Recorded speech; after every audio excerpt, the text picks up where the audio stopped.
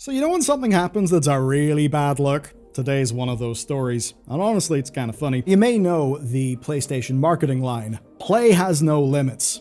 Well, this meme says that play has a 30-day limit, and this is the meme that's had every digital PlayStation owner basically believing the worst for a week. The worst being that their library exists on a perpetual timer, that every game that they bought is one missed check-in away from being locked out. It appeared to be a draconian, awful example of corporate overreach of the highest order. And every test the community ran was pointing in the same rough direction. But that testing was not telling the full story.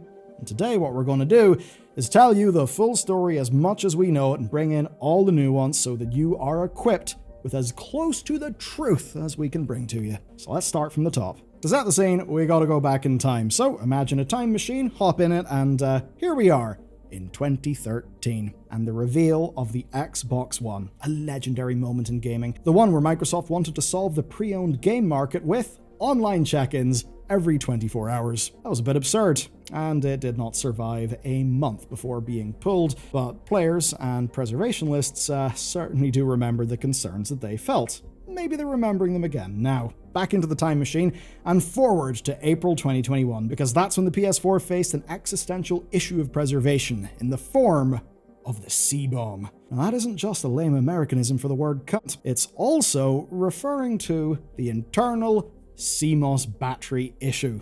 Now, this was all flagged up by an activist group called Does It Play. Turned out that if this battery died or was removed, then the console would reset an internal timer. Almost sounds like the plot of some sort of movie. Unless it could connect to the PSN servers to resync, 0 games would run. So in a future where the bombs all fall and somehow the thing we care about the most is, can we still play our PlayStation games? But you know what? If it's all going south, fair enough. Well, in that situation, then your PlayStation would be a play brick. You could throw it about the place, but you certainly couldn't play any games on it because you wouldn't be able to phone home anymore. People complained, and PlayStation secretly fixed the issue in September 2021. You can see in both of these stories the sort of thing people are worried about. And it's that exact worry that has propelled today's story. So let's go into it. Okay, so all of this was first flagged up by the console modding and homebrew channel Modded Warfare. Their video suggested that PlayStation was fixing an exploit. They were addressing how some digital games in PS4 could be used to run exploits while offline. Understandably, PlayStation are engaged in an eternal game of cat and mouse with people who do exploits, or just modding, homebrew, and generally having fun with their console. Now, PlayStation's solution this time appeared to be an online license check, not entirely unlike what Xbox proposed back in 2013. Modded Warfare could see that the recently purchased games had a timer applied that was counting down from 30 days.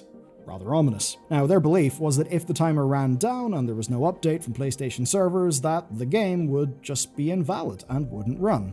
That's a reasonable enough deduction given everything. Now, they thought that because this wasn't a new system or even a new piece of UI, that it was effectively a check that stops you from subscribing to PS Plus for a month, downloading every game on the service, a bloody big hard drive for that, and then playing them forever offline. But what's weird is that it seemed to be applied to games that Modded Warfare had recently purchased, not subscription titles, so just games that were bought the old-fashioned way. Now, what they did notice is that games that were more than a month old were seemingly not impacted, but the newly purchased titles were. This is obviously what we call a bad look. And from there, the story was picked up by the rest of the internet. Many of us saw the reactions. Hugely terrible DRM has now been rolled out to all PS5 and PS4 digital games.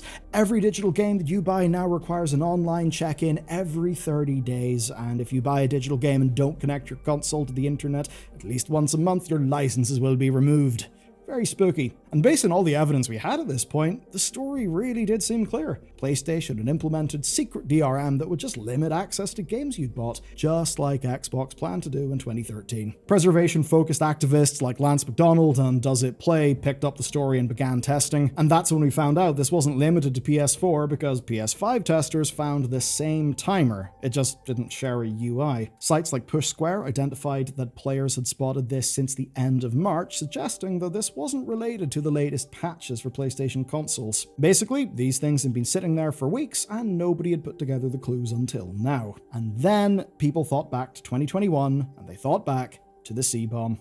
What if the battery died? Spawnwave then tested multiple games, and they compared newly purchased games, a previously purchased game from March, and then a physical game. And while connected to the internet, all of the games were fine, but when disconnected from the internet, they were actually still all fine. But when they were offline, and with a replaced CMOS battery, and then relaunched with a broken timer, then the new games would not launch because the license could not be verified. The older games were just fine, and the physical game was fine as well. Now, when it reconnected to the internet, the game's licenses were restored. So with that, the evidence was rather clear. This was PlayStation mandating license checks for new games every 30 days. So you need an online connection, or that is that. And to be clear, these results could be reproduced, and the failure would happen exactly when and where the theory predicted it would happen.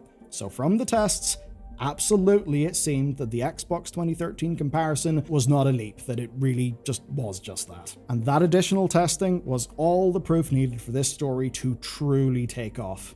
Especially because PlayStation didn't really seem to be talkative about the issue. Here's the timeline, right? The Modded Warfare video went live on Friday. The first concern started circulating on social media over the following weekend, and by the end of the Monday, players were aghast that PlayStation had not commented officially, despite them getting questions from the press.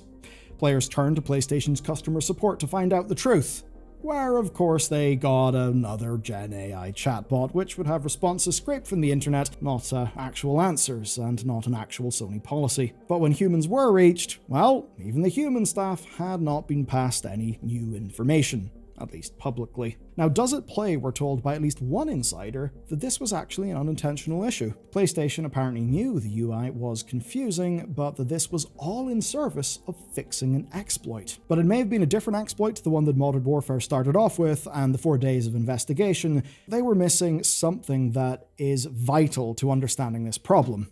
That's not really their fault, because the thing was time. Here's the PS4 UI, and you can see it suggests there's a 30-day timer, but earlier reports from players suggested that before the timer reaches 0, it stops working. So it's a strange situation where the experience of this system didn't really match the information that was being presented by it. So some users began checking the actual systems under the hood, and that is where software engineer Mohammed Adel appears in our story, and he showed that these timers use the same tech as the PS Plus systems, so a license validation issued for 30 days on newly purchased games. And the word newly really is the operative there, because a game purchased more than 30 days ago wouldn't actually have this. Now, Reset Era user Anshrew's jailbroken PS4 basically helped solve the final piece of the puzzle, so props to it. And to Anshrew. Basically, he tested a newly bought game and one game that was purchased on April 9th. The new game had a 30-day license. The 16-day-old one? It previously had a 30-day license, but now had an indefinite license. So the timer had stopped working. Now, other users tested this offline thing with the CMOS battery changed, and as long as the game had been in your system for 2 weeks, it would still run just fine. The timer would stop working after 14 days, and it did not need a check every 30 days. It's a bit weird, right? And what we learned from all that is that the tests ran over that weekend missed something rather vital. They were basing all of this on the idea that the exploit being stopped was access to offline games for jailbreaking. But actually, it seems to have been something different. It seems to have been about a refund exploit. Basically one that got around PlayStation's draconian refund policies by refreshing the license for an undownloaded game, then moving that on a jailbroken console, and then refunding. You know what? Credit to the exploiters, that's pretty smart. And it's also why this is seemingly, ultimately, a 14-day timer, not a 30-day timer, because 14 days is the length of the refund period. Because basically, this is about stopping access to games that people already got their money back on. And we know that because 3 working days after this whole issue was identified, PlayStation confirmed it. Sort of. Players can continue to access and play their purchased games as usual. A one-time online check is required to confirm the game's license, after which no further check-ins are required. This was a statement passed to GameSpot. There's no details, but it does all align with the theory. For digital games, you would be restricted to a temporary license that basically breaks the exploit. But once you log in again after 14 days, your game is basically just made legitimate by this system, and you can just play it forever no matter what. Now, PlayStation's lack of detail on this front does make a lot of sense because this is effectively an anti-piracy measure. And if you're doing anti-piracy, you don't want to make public statements talking about how you're doing your anti-piracy. This is also probably why this fix has been ongoing for nearly 2 months now. Or the only reason it went viral was because of the jailbreaking community that PlayStation was trying to stop. But in stopping them, this system still does expose a risk factor because there is indeed one scenario